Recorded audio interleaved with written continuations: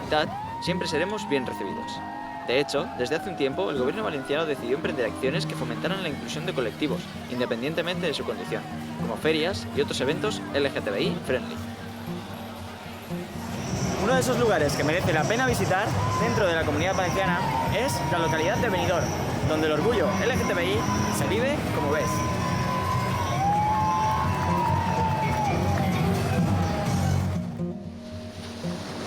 Si te gusta disfrutar del mar, las numerosas calas y playas galardonadas con bandera azul son clave. Disponemos de diversas playas naturistas o aptas para darse un baño junto a nuestros amigos caninos.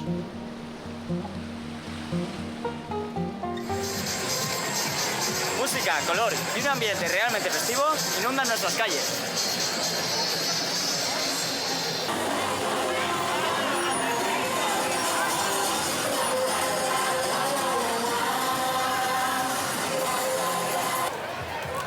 Esto no se ha acabado. ¡Sigamos!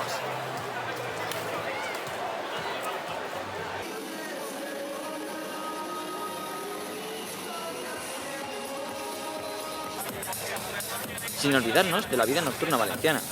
Gracias a la gran oferta de pubs, discotecas y shows exclusivos LGTBI como LGTBI Friendly, el ambiente se vuelve inmejorable. ¿Te animas a venir?